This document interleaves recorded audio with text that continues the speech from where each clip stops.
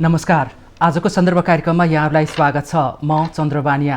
दर्शकवृन्द, आजको श्रृङ्खलामा हामी मुलुकमा पछिल्लो भएका चर्चित घटनाक्रमको बारेमा चर्चा गर्नेछौँ, छलफल गर्नेछौँ र यस क्रममा अहिले सरसर्त हेर्दा मुलुकमा दुईवटा घटना चर्चामा रहेको देखिन्छ। एउटा कोरोनासँग सम्बन्धित रहेको छ। कोरोना उपचारबाट सरकार पछि हटेको भनेर भनिरहँदाखेरि सरकारले मौलिक हकमा संविधानले व्यवस्था गरेको विषयलाई नाग्न पाउँदैन, यो संविधानको र कानुनको विपरीत हुन्छ भनेर अहिले आवाज उठेको छ र सर्वोच्च अदालतले यो विषयलाई गम्भीरताका साथ लिएर कोरोनाको उपचार निःशुल्क गर्न सरकारलाई निर्देशन दिएको छ। हामी यो विषयमा पनि कुराकानी गर्नेछौँ र अर्को चर्चाको विषयको कुरा गर्दाखेरि बालुवाटारमा प्रधानमन्त्री केपी शर्मा ओलीसँग भारतीय प्रतिनिधि मण्डलले गरेको भेटलाई कूटनीतिक आचार संहिताभित्र या बाहिर भन्नेमा पनि अहिले छलफल र बहस भइरहेको छ।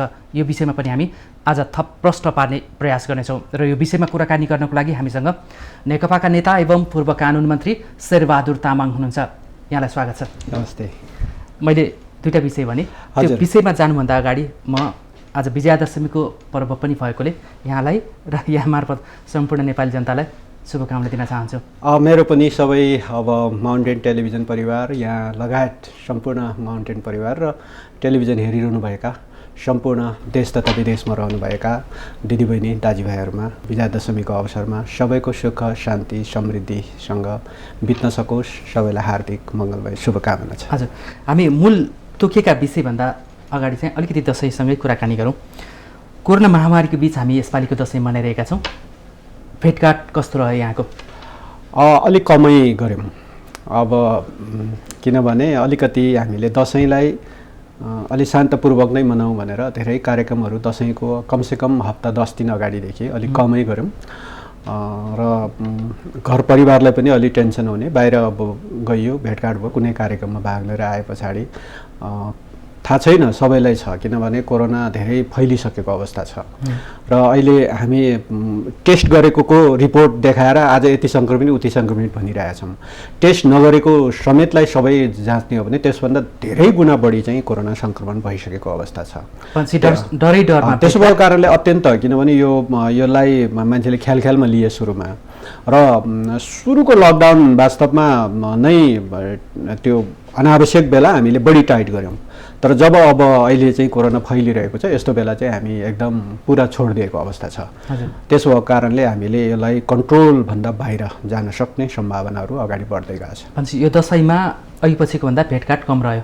एकदमै कम, किनभने आफूभन्दा मान्यवरहरू कहाँ गएर टिका थाप्ने, अब एकदम शिर झुकाउने, किन हाम्रो नेपाली परम्परा कि सबै आफ्नो मान्यवरहरूको अगाडि शिर झुकाएर एउटा नमन गर्ने, एउटा चाहिँ सेवा लिने, तपाईँको चाहिँ सेवा ढोक गर्ने र उहाँहरूबाट आशीर्वाद लिने, जुन चाहिँ टिका जमरा लगाउने हाम्रो नेपाली कल्चर, जतिसुकै वर्षभरि वैमनस्य भए पनि ठ्याक्कै दसैँकै दिन चाहिँ एकदम सबै चाहिँ एकदम आफन्त इष्टमित्रहरू भेटघाट गर्ने जुन अवसर थियो, यो अवसर यसपटक अब अलि बढी यसै हेर्दा सामाजिक सञ्जाल, टेलिफोन यस्तैहरू माध्यमद्वारा नै बढी गयो। त्यसो भएको कारणले यसलाई सशरीर भेटघाट गर्ने अवसरबाट सम्पूर्ण नेपाली जनता विश्वमै समस्यामा छ, त्यस भएकाले सबै नेपाली जनताहरू वास्तवमा यसबाट विमुखै भए र त्यसो भएको कारणले अहिले अलि दूरी कायमै गरेर वास्तवमा टिका यो दसैँ मनाउने स्थिति बन्यो र सम्पूर्ण नेपाली जनताले आफ्नै घरमा सुरक्षितसँगै मनाएको खालको स्थिति छ। हजुर, अब मूल विषयमै प्रवेश गरी सन्दर्भ विजयादशमी भएर हामी त्यसमा गयौँ होइन।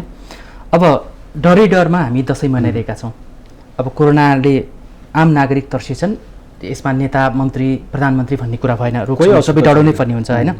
अब यो डर बिच हामी दसैँ मनाइरहँदाखेरि यो कोरोना नियन्त्रणको सवालमा चाहिँ यो सरकार ठिक लाइनमै अगाडि बढिरहेको छ या अलिकति लाइन क्रस गर्दैछ सरकार भन्नेमा के लाग्छ यहाँलाई?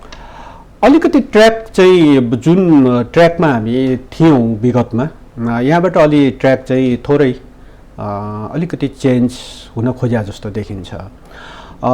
यद्यपि पनि हाम्रो तपाईँको चाहिँ यो कोरोना जस्ता एउटा महामारी र विगतमा पनि त्यस्तो थुप्रै महामारीहरू थिए, मान्छेहरू मर्थे र मैले अस्ति भर्खर पनि तथ्याङ्क हेरेको, तपाईँको चाहिँ काठमाडौँको पोल्युसनले झन्डै 40,000 मान्छे चाहिँ वार्षिक पोल्युसनकै कारणले, जो कोरोनाभन्दा धेरै ठुलो सङ्ख्या हो, त्यो अहिले कोरोना मर्ने दरभन्दा धेरै ठुलो सङ्ख्या हो। त्यसैले अब अरू चिजको पनि छ, धेरै ठुल्ठुलो चाहिँ दर छ मान्छे मृत्यु सङ्ख्या, तर पनि कोरोना चाहिँ एउटा महामारीको रूपमा आएको कारणले र यसलाई कन्ट्रोल गर्ने जुन ढङ्गको चाहिँ हाम्रो व्यवस्थापन अलि नपुगेकै हो र यसलाई पर्याप्त हस्पिटल हैन औषधि उपचार किन पुगेन। जति बेला अघिल्लो पटक हामी कोरोनाको जति बेला ठुलो लकडाउन गरिरहेका थियौँ त्यति बेला यो सबै चिजहरू तयारी गर्नु पर्थ्यो। बरु बजेट सबै कटौती गरिदिए भए हुन्थ्यो। सामान्य अब त्यो तलब भत्ता मात्रै बाँकी राखेर अरू शीर्षकका बजेटहरू तपाईँको चाहिँ मान्छे 14-15 दिन लाएर 20 दिन लाएर पनि त एक ठाउँबाट अर्को ठाउँ लकडाउनको बेला हिँडेर पनि त पुग्दो रहेछ नि। त्यसैले मान्छेलाई हिँड्नलाई त खुट्टा छ नि, गाडी चल्नुपर्छ भन्ने जरुरी छैन, बाटै चाहिन्छ भन्ने जरुरी छैन, तर बाँच्ने सबभन्दा प्रथम कुरा हो के बाँच्ने कुरा। त्यसले बाँच्ने कुराको लागि चाहिँ त्यो पहिलो लकडाउनमा हामीले अलि पर्याप्त हस्पिटलहरू र ठिक छ हस्पिटलका चाहिँ रातारात कुनै हस्पिटलको भवन बन्न सक्दैन होला, तर पनि अब थुप्रै अब हामीसँग संरचनाहरू छ। ती संरचनाहरूमा पर्याप्त चाहिँ हस्पिटलका चाहिने इक्विपमेन्टहरू चाहिँ हामीले जोड्न सकेका थियौँ भने धेरै नयाँ हस्पिटलहरूको कन्सेप्टमा हामी अगाडि आउन सक्थ्यौँ। हुन त म्यान पावर हामीसँग अलिक कमी नै छ, जुन ढङ्गको हाम्रो चाहिँ हेल्थ सेक्टरको म्यान पावर चाहिन्थ्यो त्यो म्यान पावर अलिक कमी नै छ। अलिक पढे लेखेको राम्रो चाहिँ डक्टर पास गरे पछाडि विदेशतिरै जाने खालको हाम्रो परम्परा छ। अलिकति स्रोतको परिचालनमा चाहिँ सरकार कता कता चुक्यो जस्तो लाग्दैन? जस्तो विकास निर्माण यो सन्दर्भमा नगरेर अहिले सरकारको प्राथमिकता र लक्ष्य चाहिँ एकै ठाउँमा नागरिकको बाँच्न पाउने अधिकारलाई सुरक्षित गर्न सबभन्दा पहिलो बजेट चाहिँ यो कोरोनाको नियन्त्रण र उपचारमै केन्द्रित गर्नुपर्ने ठाउँमा अलिकति अझ सरकार छरिएर चाहिँ अगाडि बढ्दाखेरि अलिक छरिएर अगाडि बढ्यो। जस्तो तपाईँको चाहिँ कोरोना के हो भन्ने कुरा पहिला सुरुमा बुझ्दा पनि बुझेनन्। हाम्रा स्थानीय तहहरू चाहिँ लकडाउन भएको भोलिपल्टबाट राहत बाँड्दै हिँड्नुभयो क्या, त्यो जरुरी थिएन त्यति बेला। किनभने अहिले जुन भयावह स्थिति आउँदैछ, अहिले तपाईँको चाहिँ हस्पिटलको बेड नपाउने स्थिति छ, आइसियु नपाउने स्थिति छ, भेन्टिलेटर चाहिँ छँदै छैन, एकदमै तपाईँको चाहिँ अभाव छ। अब तर ती पैसाहरूले अलि राम्रोसँग जोगाएर राखेको थियो भने अरू धेरै कोरोनाको बारेमा अरू चाहिँ ऊ हुन्छ। मान्छे तपाईँको चाहिँ 1-2 दिनभित्रै तपाईँको चाहिँ बजेटलाई मिसयुज एक हिसाबले मान्छेसँग केही न केही खान त पुग्थ्यो होला त्यति बेला, तर पनि अब चामलको बोरा बाँड्दै हिँड्यौँ हामीले होइन। अब यद्यपि अब यो लकडाउनको पछिल्लो पिरियडमा मान्छेलाई त्यो पनि अभाव भयो, मान्छेलाई खाना पनि अभाव हुन थाल्यो र अब सुरुमा त्यो अभाव थिएन। अभाव नभएको बेलामा एउटा के गर्नुपर्ने बेलामा अर्कै थोक गर्ने र अहिले जुन तपाईँको चाहिँ साँच्चै त्यति बेला पर्याप्त हामीले चाहिँ यो कोरोनासँग सम्बन्धित भएर अलिक तयारी गरेका थियो भने आज मान्छे चाहिँ साँच्चै कोरोना लागेको हामी एउटा जनप्रतिनिधिको हिसाबले कोरोना लागेर मान्छे चाहिँ एकदम चाहिँ श्वास प्रश्वासमै गाह्रो भइरहेको, उसको न्युमोनिया सुरु भइसकेको त्यस्तो अवस्थाका बिरामीहरू अब हामीसँग त टच हुन्छ, हामीसँग त भेटमा अब कुराकानी हुन्छ, लौन हाल्नु पर्यो हस्पिटलमा, कहाँ छ भेन्टिलेटर, कहाँ छ आइसियु, खोजिदिनु पर्यो लौन भन्ने त त्यस्ता सयौँ मान्छे हुन्छन्। अनि त्यस पछाडि चाहिँ उसको लागि चाहिँ प्रयत्न गर्दा खोज्दा कहीँ छैन, सबै अकुपाइड छ। अहिले बेडहरूको अभाव छ, अकुपाइड छ, एकदमै अकुपाइड छ। मान्छे तिरेर गर्छु भन्दा पनि त्यो अकुपाइड छ, छैन मान्छे। त्यो बिरामीको सङ्ख्या फेरि बढिरहेको छ होइन, जति परीक्षण गर्यो त्यति देखिँदैछ, पर्याप्त परीक्षण हुन सकेको छैन होइन। यस्तो बेलामा छ नि सरकार काहीँ न काहीँ चुकेको छ, योजनाबद्ध रूपमा अगाडि बढेको छैन भन्ने त देखिन्छ होइन। अब फेरि पछिल्लोमा चाहिँ सङ्ख्या बढ्दै गएपछि काठमाडौँ उपत्यका नै कोरोनाको हटस्पट जस्तो देखियो। अब बढी हस्पिटल पनि काठमाडौँमै छ, त्यसमा पनि अझ अपर्याप्त जस्तो देखिसकेको अवस्था छ। यस्तो अवस्थामा स्वास्थ्य मन्त्रालयले अब कोरोना सङ्क्रमितहरूको उपचार स्वयं सङ्क्रमित व्यक्तिले नै गर्नेछ, सरकार यसबाट पछि हट्यो भनेर जुन खालको घोषणा गरे स्वास्थ्य मन्त्रालयले, यो कस्तो लाग्यो यहाँलाई? यो ठ्याक्कै त्यो तहको घोषणा त होइन। घोषणा चाहिँ के हो भने पत्रकार सम्मेलनमै भने हो यो कुरा, सक्नेले पे गर र नसक्नेलाई राज्यले जिम्मा लिन्छ भनेकै हो। यो त पछि प्रधानमन्त्रीले बोलेको मौलिक हक होइन, मौलिक हकमा पनि त्यही हो। मौलिक हकको कुरा चाहिँ कसैले कुनै नागरिकले मैले सकिनँ भनेको दिन चाहिँ त्यो राज्यकै दायित्व हुन्छ, राज्यकै दायित्व हुन्छ। यद्यपि हाम्रा विभिन्न सङ्घ संस्थाहरू नेपाली मन एकदम दानी खालको मन पनि छ, हामी चाहिँ एकअर्कालाई सघाउँछौँ पनि। जस्तो तपाईँ लकडाउनको बेला एकदम बाहिर मजदुर वर्ग जसले चाहिँ खानै नपाइरहेको अवस्थामा धेरै सङ्घ संस्थाहरूले, धेरै व्यक्तित्वहरूले चाहिँ खाना पनि खुवाइरहनु भएको छ। त्यसैले त्यो पनि खुवाउन पनि नसक्ने अवस्था भयो भने पनि फेरि राज्यले त्यो चाहिँ दायित्व जिम्मा लिनै पर्ने हुन्छ, त्यो राज्यको दायित्व। मौलिक हक चाहिँ राज्यले जिम्मै लिनुपर्ने हुन्छ, नागरिकको लागि चाहिँ राज्यले चाहिँ त्यो जिम्मेवारी लिएरै काम गर्नुपर्ने हुन्छ। तर संविधानले यो मौलिक हकको यो व्यवस्था गर्यो, तर स्वास्थ्य मन्त्रालयले गरेको निर्णयले त त्यो मौलिक हकले छिन्ने काम गर्यो भन्ने लाग्दैन? अब 100% सबै नागरिकको चाहिँ कति बेला राज्यले जिम्मा लिन्छ भन्दा तपाईँको चाहिँ त्यो नागरिकले सकिन भन्ने दिनमा जिम्मा लिन्छ र अहिले पनि सक्ने नागरिकले पे गर्दा राम्रो हुन्छ नि त भन्ने आशय देखिन्छ स्वास्थ्य मन्त्रालयको। त्यो आशय भन्दा पनि तर पनि त्यो आशयको जगमा टेकेर केही हस्पिटलहरूले चाहिँ सूचना जारी गरेपछि हामी पनि वास्तवमा अब अन्यलमा पर्यौँ। किनभने तपाईँको चाहिँ 50,000 चाहिँ डिपोजिट राख्नुपर्ने, अलि त्यो गर्दा 1 लाख राख्नुपर्ने, अझै बढी रोगले च्याप्या छ भने झन् 2 लाख राख्नुपर्ने जस्ता सूचनाहरू जारी गरेपछि चाहिँ हामी पनि अन्यलमा पर्यौँ। किनभने हामी त एउटा नागरिकप्रति जिम्मेवार एउटा चाहिँ सत्ता सरकार होइन, त्यसो भएको कारणले उसले चाहिँ तपाईँको चाहिँ नागरिकलाई कहिले पनि अप्ठ्यारो पर्ने काम गर्नु हुँदैन। तर हस्पिटलहरूमा त अहिले त्यही अवस्था देखिन्छ। अब हस्पिटलहरूले अब सरकारी हस्पिटलहरूले पनि नोटिसै लगाएको छ, भर्ना भएको उपचार खर्च खाना खर्च सबै व्यक्ति आफैले स्वयं बेहोर्नुपर्ने छ भनेको छ। कतिपय हस्पिटलहरूमा रोइ कराई गरेको सर्वसाधारण पनि देखिन्छ। जस्तो हुने खानेले देलान्, अब नहुनेले पनि बस्नको लागि त अब इन्ट्रीमै 7,000 50,000 थरोटी, अलिक बढी बिरामी भएकोहरूले 2 लाख थरोटी गर्नुपर्ने छ नि। त्यो त उनीहरूलाई त अलिकति सरकारले चाहिँ निजी क्षेत्रलाई र अलिकति व्यवसायीहरूलाई चाहिँ खुसी पार्नको लागि यो अनुकूल निर्णय गरेको होइन। यो म सरकारसँग जोड्न चाहन्न होइन, तर मन्त्रालय चाहिँ सरकार मैले धेरैचोटि के भन्ने गरेको छु भने सरकार जब बन्छ र जुनसुकै सरकार बने पनि त्यहाँ चाहिँ धेरै यो नन स्टेटहरूको बोलबाला हुँदो रहेछ, जसलाई राज्यप्रति कुनै दायित्व छैन, कुनै जनताप्रतिको कुनै दायित्व छैन।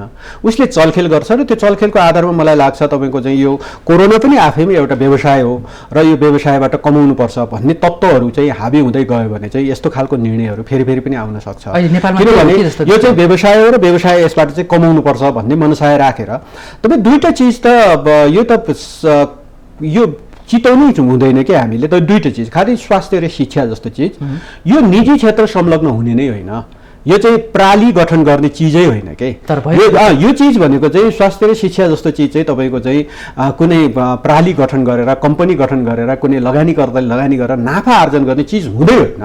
त्यसको कारणले यस्तो चिजलाई पैसा पुगेन, राज्यसँग पैसा छैन भने पैसा चाहिँ जुटाउने अरू उपायहरू छन् नि त, हामी अरू सन्दर्भमा बहस गरौँला ती उपायहरूको बारेमा पनि। ती उपायहरू चाहिँ नसोच्ने, अनि त्यसपछि तपाईँको चाहिँ शिक्षा र स्वास्थ्य जस्तो चिजलाई पनि तपाईँको चाहिँ प्राली गठन गरेर अनि चाहिँ सञ्चालन गर्ने हो त। अनि जो चाहिँ त्यहाँ लगानी गरेको छ नि, लगानीकर्ताले त अब लगानीको मुनाफा खोज्छ हो, त्यो मुनाफा खोज्ने प्रवृत्तिले गर्दाखेरि के हुन्छ भने त्यस्ता ठाउँहरूमा मन्त्रालय अथवा कुनै मन्त्रीज्यू अथवा कुनै मन्त्रालयका हाकिमहरू कसैलाई प्रभावित गर्ने र अनि यस्ता खालका चाहिँ निर्णयहरू जो चाहिँ नागरिकलाई अपाच्य हुने खालको निर्णयहरूमा पुग्ने खालको स्थिति बन्द रहेछ। कसरी प्रभावित भयो भन्ने कुरा एउटा दृष्टान्तहरू हेरौँ न। सुरुका कोभिड हुँदाखेरि निजी हस्पिटलहरू सबै बन्द भए, कोरोनाको बिरामीलाई कहीँ पनि भर्ना लिएन होइन, सरकारी अस्पतालले भ्याएसम्मको ठेक्दै उपचार दिइरहेको थियो। जब सरकारले निजीलाई पनि कोरोनाको उपचार गर भनेर टाइट गर्दै लग्यो, त्यसपछि 50% बेड चाहिँ अनिवार्य कोभिडको लागि चाहिँ लिएर भनेर भन्दै गयो। त्यसपछि सरकार उनीहरूकै चङ्गुलमा परेको जस्तो देखिन्छ र 50% बेड कोरोना को बिरामीलाई उपचार गर्नुपर्छ भन्ने पनि ल्यायो। त्यो सँगैसँगै चाहिँ पछिल्लोमा चाहिँ अब उपचार खर्च स्वयं शुल्क चाहिँ निजी अस्पतालले पनि लिन सक्छ आफ्नो अनुकूलको भनेर गरिदियो। अब जति बेला तपाईँको चाहिँ दायित्व हो, किनभने स्वास्थ्य सम्बन्धी दायित्व राज्यकै दायित्व हो र निजी प्राइभेट हस्पिटलहरू पनि ठिक छ बाँध्नुपर्छ। राज्यले जब एउटा कानुन बनाएर उसलाई चाहिँ एउटा कम्पनी बनाएर चलाउने एउटा अनुमति दिइसकेपछि उसले पनि त्यहाँ राज्यले त तलब कुनै त दिँदैन, त्यहाँको डाक्टरहरूलाई त्यहाँको चाहिँ सबै एक्सपेन्डिचरहरू खर्च त अब उसले त्यही बिरामीबाटै उठाउने हो। तर बिरामीबाट उठाउँदाखेरि निश्चित सर्टेन एउटा रेट त हुन्छ होला, जति पायो त्यही कोरोनाको उपचार गर्दा सरकारी हस्पिटलमा तपाईँको चाहिँ निःशुल्क हुन सक्ने, त्यही कोरोनाको उपचार गर्दाखेरि कुनै एउटा प्राइभेटहरूमा 30 लाख 40 लाख कसरी हुन्छ? यो त मिल्दैन। त्यसो भएको कारणले अब सरकारले चाहिँ सरकारले घोषणै गरेको मतलब 1 लाख 2 लाखमा खर्च हुन्छ भने 3 लाख खर्च होला अथवा थप अर्को 1 लाख खर्च होला, 5 लाख होला। तर तपाईँ 30 लाख 40 लाखसम्म खर्च गरिरहेको चाहिँ हामीले तथ्याङ्कहरू सूचनाहरू पाइरहेका छौँ। 2 दिन बस्दा 2 लाखको बिल भिडायो भने यसैले यो तपाईँको चाहिँ मैले फेरि पनि जोड दिन चाहन्छु, शिक्षा र स्वास्थ्य जस्तो चिज चाहिँ आधारभूत चिज हो र यो आधारभूत चिजमा कुनै पनि कम्पनी गठन गरेर चाहिँ सञ्चालन गर्ने विधि भनेको चाहिँ यो हामी समाजवाद उन्मुख चाहिँ राज्य भनिरहेका छौँ, हामीले संविधानमै लेख्यौँ। समाजवाद उन्मुख हो भने यस्ता चिजलाई तपाईँको राष्ट्रियकरण गरेर खास गरी ठिक छ उहाँहरूको लगानी उहाँहरूको चाहिँ जुन छ त्यो राज्यले फिर्ता गर्दै हुन्छ, होइन तपाईँको चाहिँ एउटा निश्चित मापदण्ड राखेर एउटा फिर्ता गर्दै हुन्छ। अरू क्षेत्रमा उहाँहरूलाई चाहिँ लगानी गर्नको लागि प्रोत्साहन गरे हुन्छ। तर शिक्षा स्वास्थ्य चिज चाहिँ स्वास्थ्य जस्तै चिज चाहिँ सरकारले जिम्मै लिनुपर्ने हुन्छ। यो जिम्मा नलिएको कारणले कतिपय चाहिँ कम्पनीहरूलाई चाहिँ हामीले जिम्मा लगाएको कारणले अब हो पछिल्लो कालमा अब के थियो तपाईँले अघि भने जस्तै अब के भयो त हिजो उपचार गर सबै लकडाउन गरेर बस्यो। सबै सामान्य अरू बिरामी समेत पनि तपाईँको चाहिँ प्राइभेट हस्पिटलहरूमा छिर्ने स्थिति थिएन। हिजो सबै बन्द गरेर राखेको थियो, ढोकै बन्द गरेर राखेको थियो। जब तपाईँको कोरोनाको उपचार गर्न सक्छौ अनि त्यसपछि गर्दाखेरि यति चार्ज लिन सक्छौ भने अब ती हस्पिटल सबै खुल्न थाले होइन।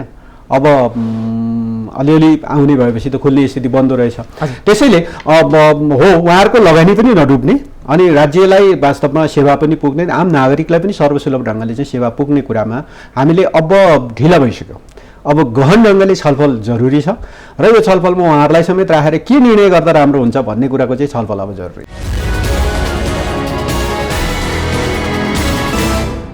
अब यहाँ पूर्व कानुन मन्त्री भएको र संविधान बनाउँदाखेरि त्यसको मस्यौदाकार र अन्तिमसम्म यहाँ संलग्न भएको कारणले गर्दाखेरि मैले यही कोरोनालाई लिएर सर्वोच्च अदालतलाई जोड्न चाहेँ।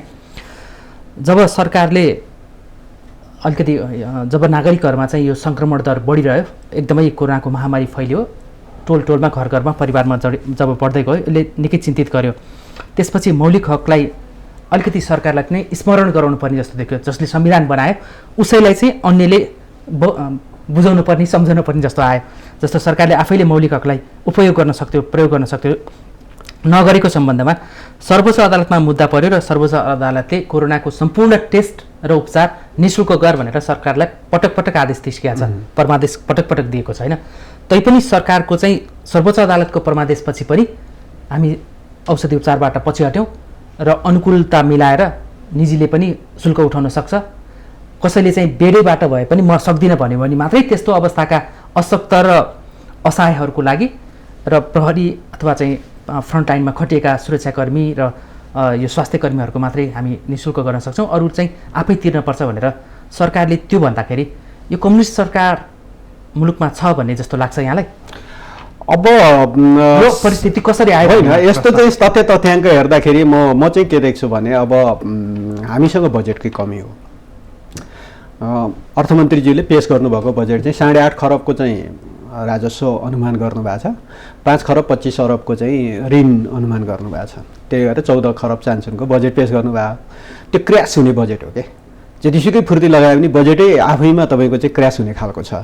त्यसैले तपाईँको चाहिँ अब कोरोनाको कारणले राजस्व पनि उठ्ने स्थिति छैन, ऋण पनि कहाँबाट पाउने हो। यद्यपि अहिले केही अनुदानहरू अलि बढेको जस्तो देखिन्छ, केही अब मित्र राष्ट्रहरूबाट अनुदानहरू अलिअलि बढेको जस्तो देखिन्छ। तर पनि तपाईँको चाहिँ हामी यो स्थितिमा जाँदाखेरि सायद बजेटरी हिसाबले अब हामी ठेक्न सक्दैनौँ भन्ने कुनै एउटा मूल्याङ्कन पनि होला। तर पनि तपाईँको चाहिँ हाम्रो चाहिँ के बानी हो भने निःशुल्क पाइन्छ भने पछाडि चाहिँ सबै चाहिँ ले पनि निःशुल्क पाउनुपर्छ भन्ने जस्तो निःशुल्क किन दिएन भन्ने सशुल्क शुल्क तिरेर चाहिँ उपचार गर्न सक्नेले पनि निःशुल्क दिएन सरकारले भनेर हामी सरकारलाई गाली गरिरहेका हुन्छौँ। निःशुल्क पाएसम्म किन आफूले खर्च गर्ने भन्ने हुन्छ। त्यसो भएको कारणले हो एउटा चाहिँ दायित्व, नागरिकको दायित्व अन्तिममा उपचार गर्नै सक्दैन भन्ने बेलामा त सरकारको दायित्व बाहेक त त्यो त मौलिक हकले त अर्को व्याख्यै गर्दैन, त्यो त उसलाई दायित्व पुरा गर्नै पर्छ। तर पनि अलिकति सक्ने अलिअलि हुनेले वास्तवमा तिर्न सक्यो भने त्यो पैसा अलिकति बचावट हुन सक्थ्यो होला। किनभने हाम्रो बजेटरी हिसाबले हामी धेरै चाहिँ विक पोजिसनमा छौँ। त्यसैले अब त्यो बजेट अलिकति बचावट भयो भने अलि असहाय निमुखाहरूलाई उपचार गर्न पुग्थ्यो कि भन्ने एउटा मनसाय पनि होला। सर्वोच्चको अदालतको आदेशलाई यो सरकारले मान्ने कि नमान्ने? अब यो त अदालतको आदेश भन्दा पनि संविधान मान्ने हो। संविधानको व्याख्या गरिदिनु, अदालतले संविधानको व्याख्या गर्दै आएको हो। त्यसो भएको कारणले तपाईँको चाहिँ सरकारले भनेको एक्जिस्टिङ कानुन, एक्जिस्टिङ संविधान मान्ने हो, त्यो संविधान बोक्ने हो। र कहिलेकाहीँ संविधान नमानेर अथवा गर्दा गर्दै संविधानबाट अलिकति डिरेल हुन खोज्यो भने यहाँ संविधानमा यस्तो छ है भनेर अदालतले भनिदिएको हो। त्यसो कारणले अदालतले त्यो दायित्व पुरा गर्छ। त्यसो भएको कारणले हामी केही सुझाव पनि दिइरहेका छौँ सरकारलाई भन्दाखेरि हामी छलफल पनि गरिरहेका छौँ। त्यसो हुँदा राज्यको अरू शीर्षकका केही बजेटहरू बरु कटौती गरौँ। धेरै शीर्षकहरू घटाउन सकिन्छ। कटौती गरेर कोरोना उपचारमा अब नागरिकलाई बचाउने कुरा नै प्रमुख कुरा हो। त्यसैले जीवन रहेसम्म अरू थोक हुन्छ। हेर्नुहोस्, अब बाटो पिच गऱ्यौँ तर मान्छे नै छैन भने त्यो बाटोमा को हिँड्छ? त्यसो भएको कारणले सबभन्दा पहिलो त मान्छे बाँच्ने कुरा पहिलो कुरा हो र मौलिक हक नै तपाईँको चाहिँ मान्छेको जीवन रक्षा सबभन्दा पहिलो कुरा हो। त्यसमा त्यो जीवन रक्षासँग जोडिएको कुरा भएको हुनाले अरू धेरै शीर्षकका चाहिँ बजेटहरू कटाएर भए पनि सरकारले यो चाहिँ कोरोनाको उपचारमा, यद्यपि मैले फेरि भने ट्र्याक बनाउँदाखेरि अलिकति सक्छु भनेर सो घोषणा गर्नेले तिर न त भनेर भन्नुपर्ने पनि होला। यो चाहिँ किनभने सक्नेले अलिअलि तिर्दा राम्रै हुन्छ, जसले गर्दाखेरि अलिकति बजेट मिलाउनलाई सरकारलाई पनि सजिलो हुन्छ। नत्र भने अब हामी यो कोरोना हतपत तपाईँको चाहिँ 2-3 वर्ष नभइकन यो सामान्य पोजिसनमा आउँछ जस्तो मलाई पनि लाग्दैन। किनभने आम नागरिकलाई एकचोटि सबैलाई एकचोटि यो लाग्ने जस्तो नै देखिन्छ। किन अहिले जुन ढङ्गले अहिले फैलावटको दर अगाडि बढ्दै गएको छ, कतिपय देशले हिजो एकदमै फैलेको थियो अनि फेरि कन्ट्रोल गर्यो अनि फेरि ओपन गरे पछाडि फेरि तपाईँको चाहिँ फैले पछाडि फेरि कन्ट्रोल लकडाउन गरिरहेको चाहिँ कर्फ्यू लगाइरहेको स्थिति छ। अरू देशमा पनि एकदम सम्पन्न सुविधा सम्पन्न एकदम शक्तिशाली राष्ट्र भनेको नि त त्यो अवस्था छ। त्यसो भएको कारणले हाम्रो जस्तो मुलुकले मात्रै एकदम चाहिँ यसको भ्याक्सिन आउनु अगाडि नै सबै कन्ट्रोल गर्छौँ, सबै चाहिँ सम्पन्न गर्छौँ, समाधान गर्छौँ भन्ने स्थिति त बन्दैन। तर पनि कुरा चाहिँ के हो भने अब राज्यले त्यो आफ्नो दायित्व, नागरिकको दायित्व लिनै पर्छ। त्यो लिने कुरामा बजेट पुग्दैन भने अब अरू धेरै शीर्षकका बजेटहरू कटौती गरेर भए पनि यो शीर्षकमा राखेर नागरिकको उपचार लाई एउटा सर्वसुलभ गर्ने र अब आइसियु र भेन्टिलेटरहरू एकदमै धेरै बढाउनु पर्ने स्थिति छ। र अहिले कोही साँच्चै कोरोना सङ्क्रमित भएर लङ्समा चाहिँ एकदम प्रब्लम हुन थाल्यो भने उसको लागि आइसियु भेन्टिलेटर अहिले पाइँदैन, एकदमै टाइट छ। अब हामी संविधानको पूर्ण कार्यान्वयनको कुरा पनि गरिरहेका हुन्छौँ होइन। अब संविधान अनुसार नै हामी सङ्घीय संरचनामा गइरहेका छौँ। अब त्यता सङ्घीय संरचनाको अब प्र्याक्टिसमा अभ्यासमा कति जटिलता छन् त्यो आफ्नो ठाउँमा छ होइन। अब मौलिक हकमा राखिसकेको व्यवस्था पनि किन कार्यान्वयन गर्न सकेन समाजवाद उन्मुख यो कम्युनिस्ट सरकारले भन्ने चाहिँ एउटा प्रश्न चाहिँ उठिरहेको जस्तो देखिन्छ। यहाँ कानुनकै विद्यार्थी हुनुहुन्छ, यसकारण अब तपाईँको पार्टी भएपछि तपाईँले त जोरदार दबाब दिने होइन, सुधारको लागि चाहिँ भनिरहने सुझाव दिनेमा लाग्न सक्छ। त्यसकारण चाहिँ मौलिक हकले गरेका व्यवस्थाहरू चाहिँ कार्यान्वयन हुनुपर्छ, सरकारले यो गलत गरेछ भनेर मुखै खोलेर भनिदियो भने के फरक पर्छ? भनेकै छौँ त हामीले तपाईँको मौलिक हकको कार्यान्वयन प्रमुख कुरा हो। नागरिकको जीवन रक्षा सबभन्दा पहिलो कुरा हो र यसलाई त्यही बजेट पुग्दैन भने अरू शीर्षकको बजेट काटेर भए पनि नागरिकको उपचार प्रमुख कुरा हो। र यसमा अलिकति अब सक्छु म पे गर्न सक्छु भन्नेले अलिअलि पे गर्दाखेरि अरू नागरिकलाई उपचार गर्न सजिलो हुन्छ। र मैले यसमा जोडेँ समग्रमा हेर्दा चाहिँ ल कोरोनाकै सवालमा या अन्य गतिविधिको सवालमा अहिले सरकार जुन ट्र्याकमा छ, जुन ढङ्गले निर्णय गरिरहेछ त्यसमा आम रूपमा आत्मसन्तुष्टि हुने स्थिति छ। अब कोरोना नियन्त्रणको हिसाबले हामी 100% सन्तुष्टि त छैनौँ। हामी तपाईँको चाहिँ जुन ढङ्गले कोरोनाको सुरुवातदेखि यसको यो प्रति हेर्ने दृष्टिकोण नै हामीमा अलि अर्कै खालको थियो। हामीले चाहिँ यसलाई केही पनि होइन ख्याल रूपमै लियौँ, नागरिकले पनि त्यस्तै लियौँ। सुरुको लकडाउनलाई तपाईँको चाहिँ खोल्नलाई, लकडाउनलाई अलि सामान्यकरण गर्नलाई नागरिकको भूमिका पनि महत्त्वपूर्ण थियो। कि नागरिक आफै तपाईँ उल्लङ्घन गर्दै बाहिर आइरहेको थियो कि नागरिकभन्दा बढी त्यसो भएको कारणले तपाईँको चाहिँ यस्तो स्थिति पनि थियो।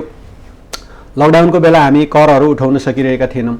अनि तपाईँको चाहिँ लकडाउनको बेला अलिकति सरकारले कर उठाउने कुरा अलिक गर्दाखेरि अनि यस्तो बेला पनि कर उठाउने भन्ने नागरिकै पनि हामीले ठुल्ठुलो क्वेसन गऱ्यौँ। अनि त्यस पछाडि चाहिँ अनि सर्वोच्चमा हामी गयौँ। सर्वोच्चले भनिदिनु भयो लकडाउन नखोलिकन चाहिँ कर उठाउन पाइँदैन भनिदिनु भयो।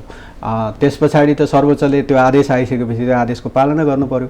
र सायद मलाई लाग्छ तत्कालीन अब अर्थमन्त्रीज्यूहरूको यो मनस्थिति बनेको हुनुपर्छ कि अब लकडाउन अलिकति खोल्नु पो पर्ने हो कि, नत्र भने त कर पनि उठ्दैन, तलबै खुवाउन नसक्ने। शिक्षकहरूको तलब 3 महिना 4 महिनासम्म रोक्यौँ नि हामीले, सकेनौँ, खुवाउनै सकेन राज्यले। त्यसो भएको कारणले तपाईँको चाहिँ स्थिति यो पनि छ। त्यसैले यो सबै स्थितिलाई राम्रोसँग त्यही भन्छ नि एउटा श्वेत पत्र भन्छ नि, व्हाइट पेपर, राज्य मान्छेले स्थिति यो छ भनेर बताउन सक्नुपर्छ क्या, त्यो नबताउने अनि नबताएर अनि अहिले त चाहिँ तिर भन्न थाल्यो भने चाहिँ हो नागरिकको, अनि त्यस पछाडि चाहिँ एउटा विद्रोह पनि हुन्छ, एउटा उकुस मुकुस हुन्छ, ठुल्ठुलो क्वेसन हुन्छ।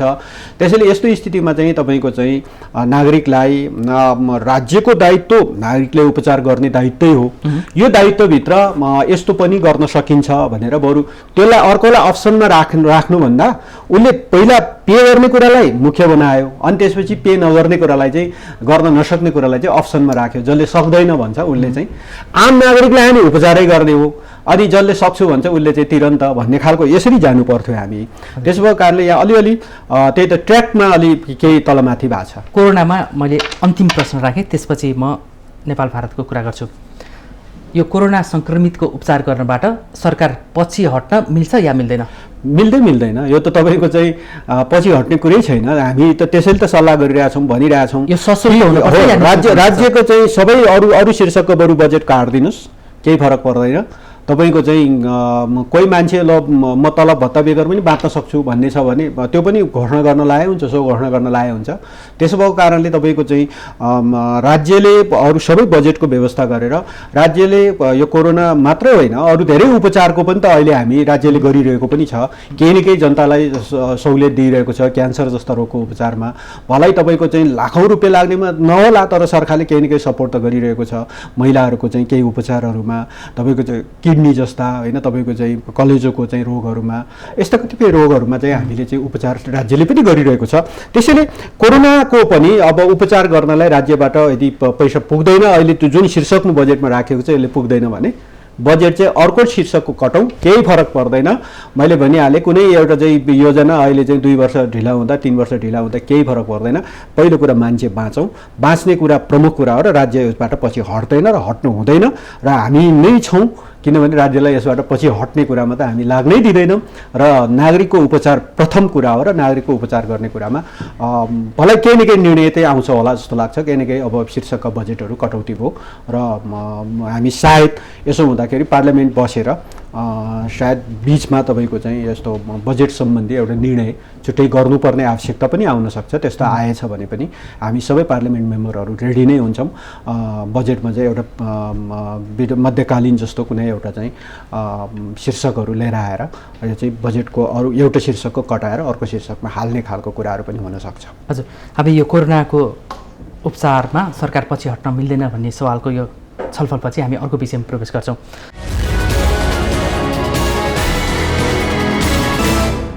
यो सर्वोच्चको आदेश पालना नभएको भन्ने सन्दर्भमा समाचारहरू व्यापक आइरहेको सन्दर्भमा तपाईँसँग मैले स्पष्ट हुने प्रयास गरेँ।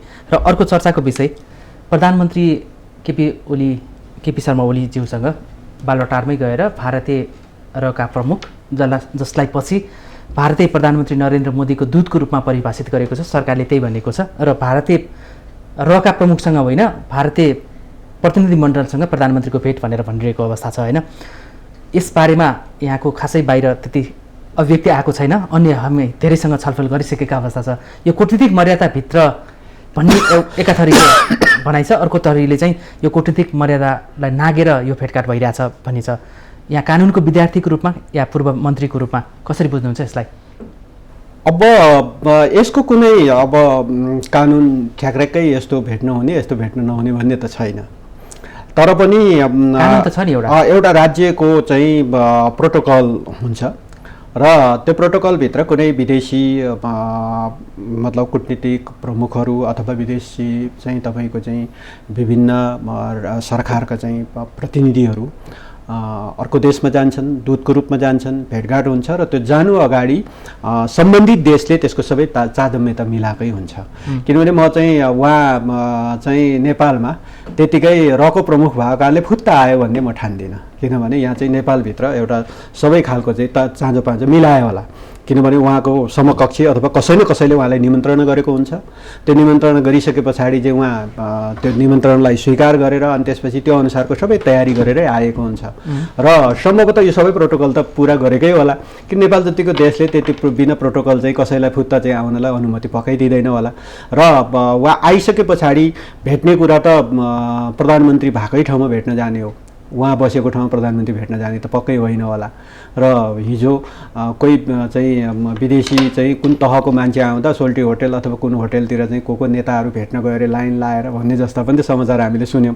त्यसो भएको कारणले कुन तहकोले कुन ठाउँमा भेट्ने भन्ने कुरा त अब त्यो प्रमुख कुरा नै हो। त्यसो हुँदाखेरि प्रधानमन्त्री जहाँ हुनुहुन्छ त्यही ठाउँमा भेट्न जाने हो त्यतिको तहको मान्छेले।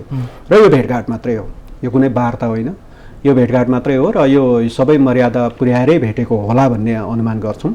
र भेट्नै नमिल्ने प्रधानमन्त्रीले जस्तै अनुमान पनि यहाँको त होइन, भेट्नै नमिल्ने सदस्य हुनुहुन्छ, होइन होइन, उहाँले भेट्नै नमिल्ने भन्ने होइन, भेट्नै नमिल्ने भन्ने त भएन नि। भेट्नै नमिल्ने भन्ने हुँदैन, कूटनीतिक मर्यादाको पालना भयो कि भएन? अब कूटनीतिक मर्यादाको मैले भने नि कूटनीतिक मर्यादा चाहिँ त्यो प्रोटोकल सबै मिलाएरै आउनुहुन्छ। त्यतिको मान्छेहरू चाहिँ प्रोटोकल नमिलाइकन फुत्तै आउँदैन र फुत्त भेट्ने स्थिति बन्दैन। र अहिले जस्तो भनौँ न, हामी रहको प्रमुखको नामको व्यापक चर्चा गरिरहेका छौँ, नाम समेत सबैलाई थाहा छ। नेपालको चाहिँ तपाईँको चाहिँ भनौँ न, नेपालको इन्टेलिजेन्सको प्रमुख को हो भन्ने कुरा हामी नेपाललाई कसैलाई थाहा छैन होइन। त्यसैले हामी आफ्नो देशको चाहिँ के हो भन्ने कुरा भन्दा पनि विदेशको चाहिँ के हो भन्ने कुरामा बढी चर्चा गर्छौँ। त्यसैले तपाईँको चाहिँ हामी ठिक छ, उहाँ आउँदाखेरि नेपाल र भारत बिचको चाहिँ अहिले जुन सम्बन्धहरू बिग्रिरहेको छ, यो सम्बन्धहरूलाई सुधार गर्ने कुरामा केही न केही थप कुरा त पक्कै हुन्छ होला।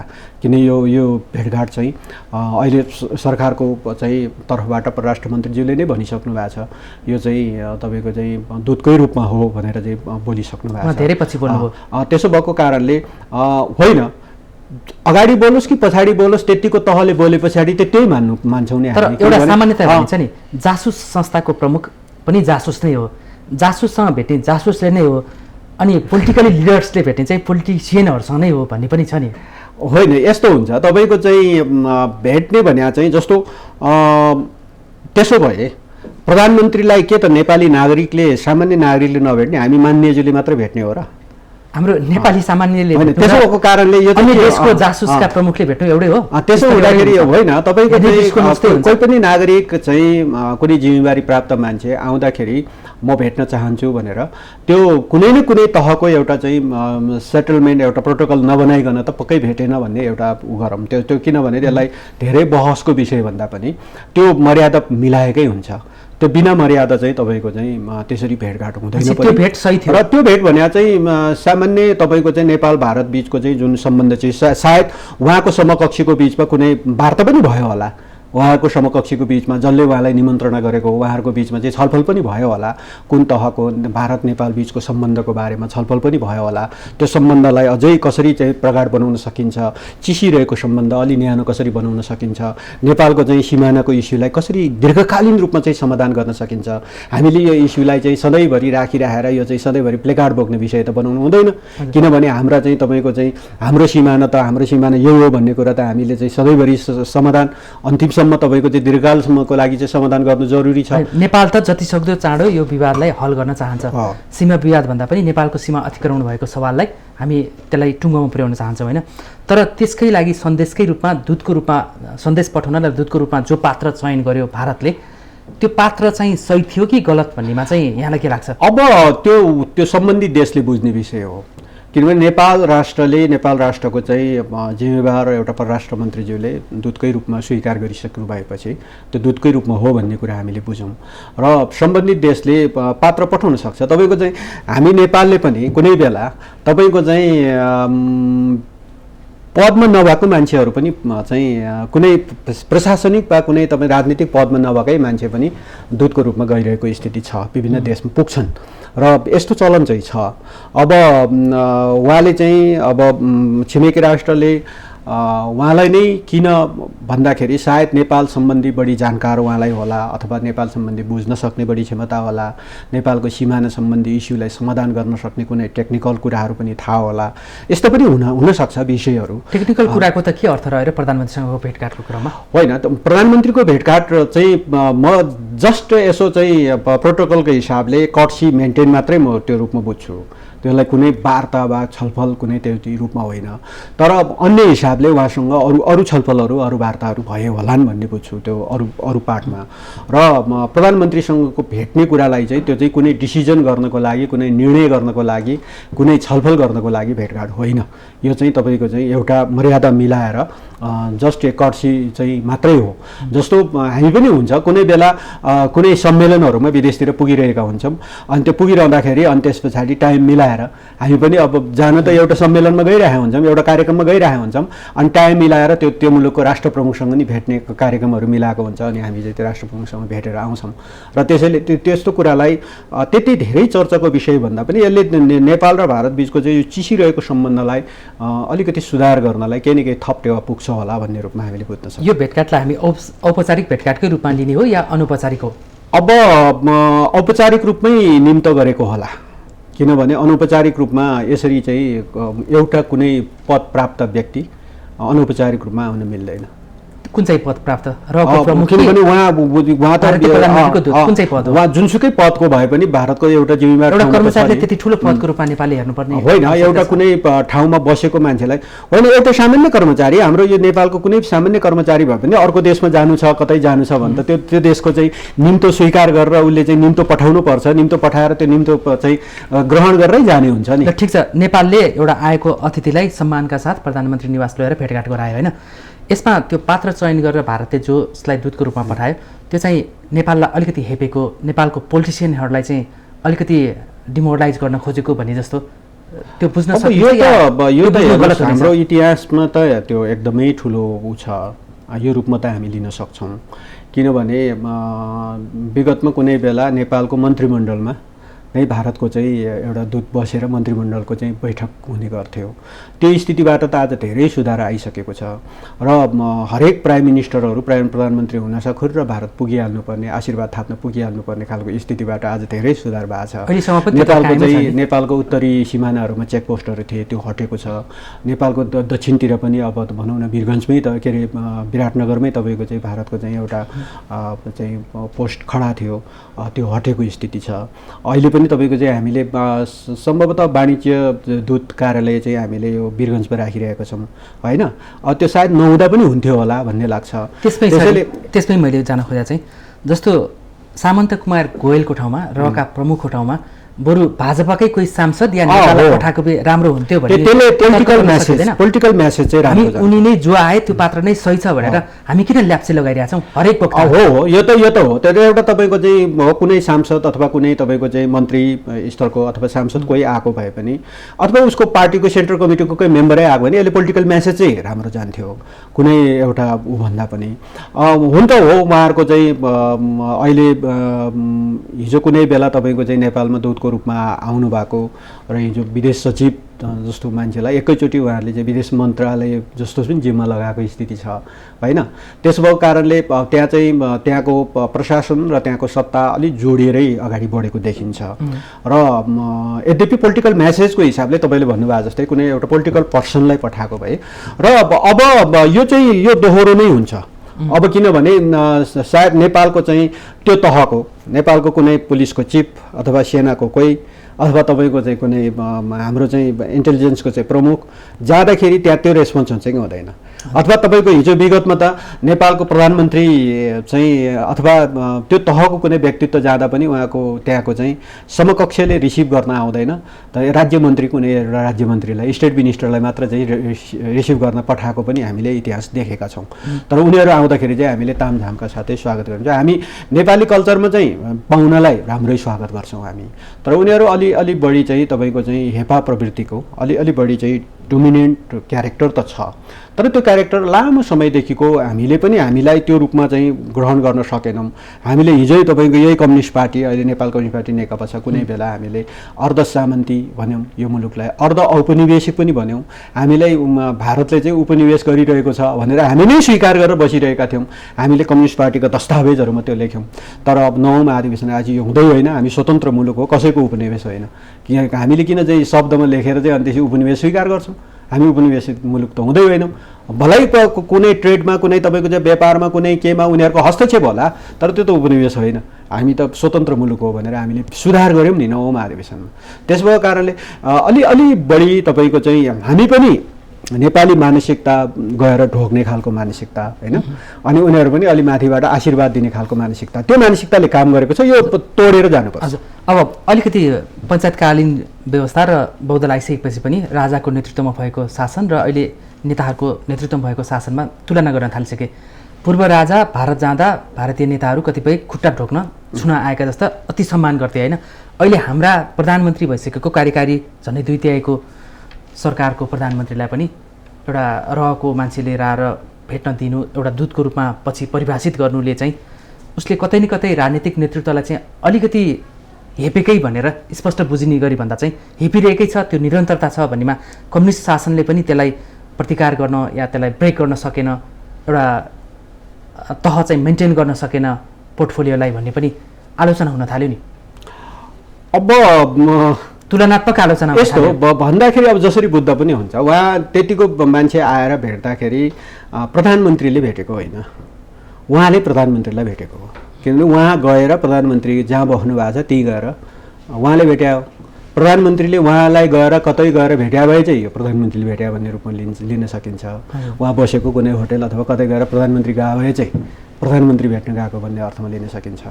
तर प्रधानमन्त्री बसेकै ठाउँमा कोही मान्छे आएर भेट्छ भने त्यो त भेट्ने कुरा हो, एउटा शिष्टाचारको कुरा हो, एउटा मर्यादाको कुरा हो, त्यो भेटघाट गर्न सकिन्छ।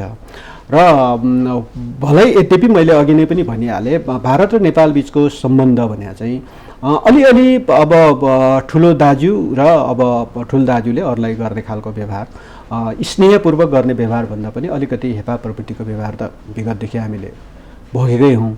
यद्यपि पनि तपाईँको यो अहिले पछिल्लो कालमा धेरै कुराहरूमा हामीले समाधान गर्दै लगेका छौँ। किनभने तपाईँको चाहिँ भारतसँगको कतिपय इस्युमा यही सरकार गठन भइसकेपछि हामी स्ट्यान्डका साथ उभिएका छौँ नि। तपाईँको चाहिँ धेरै ठाउँहरूमा हामी स्ट्यान्डका साथ उभिएका छौँ र त्यही स्ट्यान्डमा उभिएकै कारणले हामीले राष्ट्रियताको जगेर्ना सार्वभौमसत्ताको रक्षा हामीले गरिरहेका छौँ नि। त्यसैले अब त्यो भेटघाटले त्यो भोलि चाहिँ तपाईँको चाहिँ हामी के त्यसो भए कालापानी सुम्पिदिन्छौँ त होइन नि त। त्यसो भएको कारणले तपाईँको चाहिँ त्यो भेटघाट भनेको चाहिँ कालापानी हामीले चाहिँ हाम्रो भनेर चाहिँ ऊ गरेर चाहिँ तपाईँको चाहिँ सदाको लागि चाहिँ अब त्यो सिमानाको इस्यु चाहिँ समाधान गर्ने कुराको स्टेप पनि त अगाडि बढ्न सक्छ र त्यो अगाडि बढ्ने सम्बन्धीको एउटा पहिलो स्टेप अथवा कुनै के खुड्किल त हुनसक्छ नि त। त्यसो भएको कारणले यसलाई यो रूपमा हामी जान्छौँ। यद्यपि हो उहाँले चाहिँ कुनै सन्देशको रूपमा चाहिँ आएर यहाँ आएर हाम्रो चाहिँ प्रधानमन्त्रीको सन्देश यो हो, हामी कुनै हालतमा छोड्दैनौँ, हाम्रो यो हो भनेर उहाँले भने भए हो, त्यति बेला अब के गर्ने भन्ने कुरा अब त्यस्तै। उहाँ आउनुभन्दा अगाडि भारतीय विदेश मन्त्रालयले त भनिसकेको होइन र त्यो कुरा त, हामी सीमाको लिम्पियाधुरा कालापानी लिपुलेखको सवालमा पूर्ववत रूपमा जुन पोजिसनमा थियौँ अहिले पनि त्यही पोजिसनमा छौँ भनेर त विदेश मन्त्रालयले पत्रकार सम्मेलन कुनै चिजमा विवाद भइसके पछाडि एकैचोटि छोड्दैन क्या। यो चाहिँ सामान्य दाजुभाइ बीच अंशको विवाद हुँदा सिमाना साँधको विवाद हुँदा त कति लफडा हुन्छ होइन। त्यस प्रकारले दुईटा देशबीचको कुरा हो। यो कूटनीतिक चाहिँ प्रयास र कूटनीतिक पहल कदमीबाट यो टुङ्गी हुने विषय हो। अबको केही दिनमा यहाँ कस्तो राजनीतिक परिदृश्य देख्नुहुन्छ? केही फेरबदल आउनेवाला छ? अब अलि बढी पार्टीभित्र वास्तवमा सरकारको कुरालाई हेर्दाखेरि चाहिँ हामी केही न केही अब फेरबदल जरुरी छ।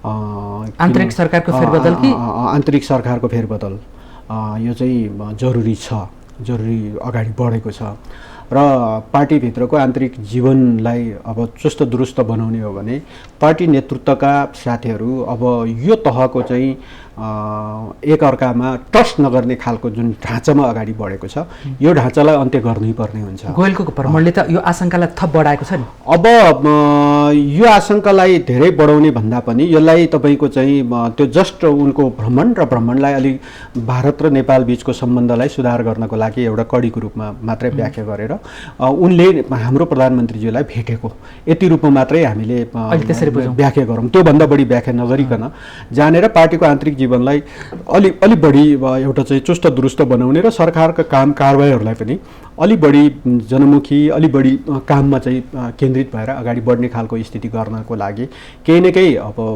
जरुरी छ। सरकारकोमा नै केही फेरबदल गर्न जरुरी छ। यतिकै रूपमा अगाडि जाँदाखेरि चाहिँ पर्फर्मेन्समा काहीँ न काहीँ अब भन्दाखेरि साथीहरूलाई चित्त पनि दुख्ला, तर आम जनताले जुन ढङ्गले वाह भन्ने खालको स्थिति छ त्यो अलि नभइरहेको छ। त्यस भएको कारणले त्यो बनाउनको लागि पनि केही न केही प्रधानमन्त्रीज्यूले सोच्नु भएकै होला, किन उहाँले चाहिँ यो सोच्नु भएकै कारणले पनि अब केही न केही अब अहिले छलफलहरू अगाडि बढेको जस्तो केही समय अगाडि मात्रै मन्त्रीमण्डल पुनर्गठन भइसकेको छ, अब फेरि फेरबदलको पुनर्गठन चाहिँ यो चाहिँ यो पुनर्गठनको रूपमा भन्दा पनि यसलाई अब एकैजना थपे पनि पुनर्गठन भन्ने चलन छ। तर पनि त्यो चाहिँ एउटा सरकारको चाहिँ दैनन्दिन काम गर्ने एउटा अर्थ मन्त्रालय जस्तो, सरकारको चाहिँ एकदम निर्णयलाई सार्वजनिक गर्नुपर्ने प्रवक्ता जस्तो चाहिँ सूचना तथा सञ्चार मन्त्रालय जस्तो पनि खाली भइरहेको कारणले त्यो खाली ठाउँमा व्यापक रूपमा पार्टीभित्रको चाहिँ समझदारीपूर्ण तरिकाले अगाडि बढ्नको लागि गरिने निर्णय बाँकी हुँदै त्यो निर्णय गर्नुपर्ने ठाउँमा अझै छलफल बाँकी छँदै त्यसलाई अलिकति सेटलमेन्ट गरौँ, सरकारको चाहिँ दैनन्दिन कामकै लागि पनि समस्या परेको कारणले प्रधानमन्त्रीजीले त्यो गर्नुभएको हो। त्यसैले अब यो कुरालाई यो एकदम थाहै हो भन्ने भन्दा पनि उहाँहरू भलै उहाँहरू कहिलेसम्म गर्न यो सम्भवतः अब यो दसैँ तिहार पछाडि यो अगाडि बढ्ला, किनभने यो अब चाहिँ आवश्यकता बन्दै गएको छ। हिजो कुनै बेला हामी बिना आवश्यकतामा पनि छलफल गरिरहेका थियौँ, जति बेला आवश्यकतै थिएन यो सम्बन्धी छलफल गर्नुपर्ने आवश्यकतै थिएन त्यति बेला पनि छलफल गरिरहेका थियौँ।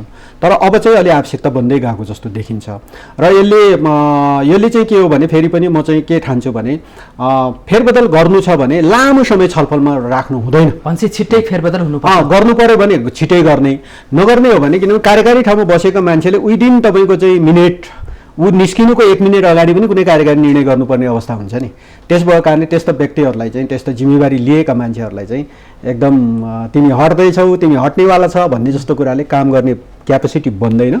त्यसैले गर्नु छ भने अब छिट्टै यो सम्बन्धी पार्टीभित्र समझदारी बनाएर अगाडि बढ्नु जरुरी छ। हजुर, महत्त्वपूर्ण समय र विचारको लागि यहाँलाई धन्यवाद। धन्यवाद मेरो पनि। आदरणीय दर्शकवृन्द, आजको सन्दर्भमा आज हामीले पूर्व कानुन मन्त्री एवं नेकपाका नेता शेरबहादुर तामाङसँग सरकारको गतिविधि र भारतीय रहका प्रमुख सामन्त कुमार गोयलले बालुटारमा प्रधानमन्त्रीसँग गर्नुभएको अर्थपूर्ण भेटघाटको अन्तर्य के हुन सक्छ भन्ने सन्दर्भमा हामीले केही जान्ने र बुझ्ने प्रयास गऱ्यौँ र उहाँले अबको सरकारको प्रभावकारितालाई थप अगाडि बढाउने हो भने यो सरकारको पुनर्गठन तत्काल हुनुपर्छ भनेर उहाँले एउटा सन्देश छोड्नु भएको छ विजयादशमीको उपलक्ष्यमा। यिनै संवादको साथ आजको सन्दर्भबाट म चन्द्र बानिया बिदा हुन्छु। सत्य, तथ्य र निष्पक्ष समाचारको लागि माउन्टेन टेलिभिजन हेर्दै गर्नुहोला। नमस्कार।